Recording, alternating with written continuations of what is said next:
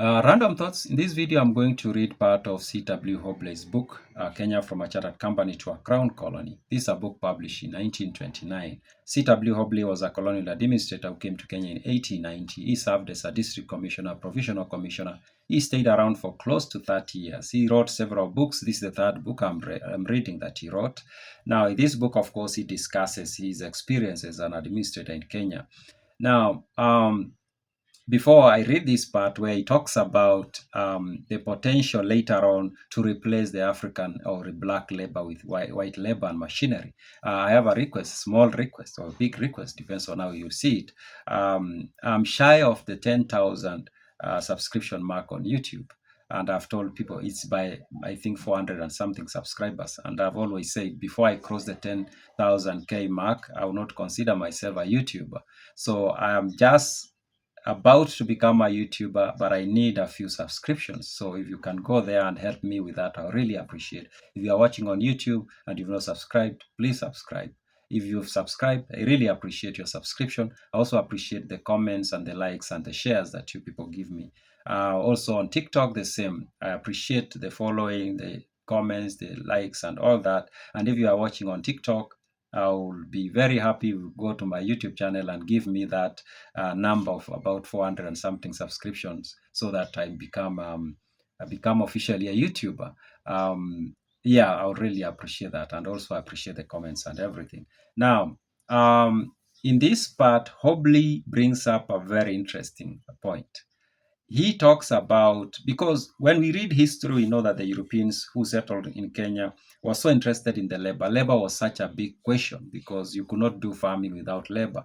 Labor was such an important resource, and they even were trying to figure out how to make Africans work for Europeans, because Africans being employed was very new to most Africans. Most Africans getting employed was not part of what they thought living meant.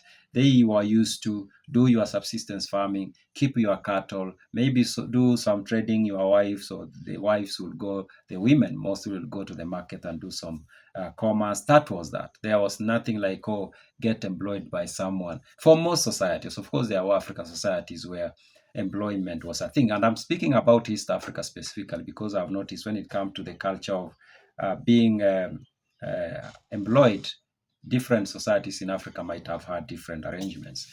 Now, here he talks about that problem of labor and how later on there was a potential to replace the black labor with the white labor and then with the machinery.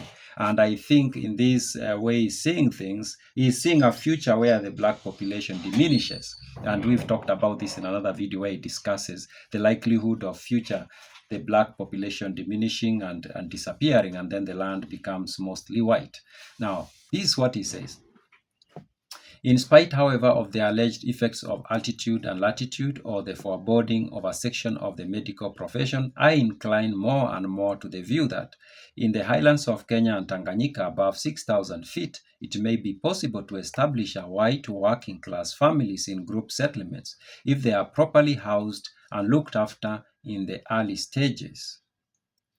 There is no doubt that our wheat farm, say at Njoro, equipped with modern machinery, could be run more efficiently with white labor than with natives, and I see little reason why the white laborers should not maintain their health and energy, but they must be in groups, for so much will depend on their physiological health, and the settlement must be all white. It is too much to hope that the venture may be tried out. So he's asking, is it too much to hope that the venture may be tried out? That there is a possibility or potential of having an all-white settlement in the highlands of Kenya and Tanganyika. The success of such an experiment will do much to prove the possibility of permanent white colonization on the healthy Central African plateaus.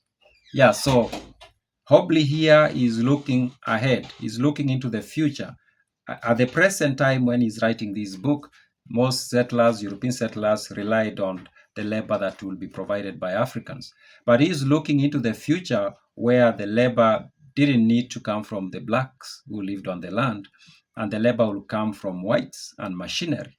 And of course, when you combine this and also his argument that there was a possibility that the population of Africans was going to decline and even die out, then you can see how the Europeans in Kenya in 1920s saw Africans and saw the future of the colony. Those are my random thoughts.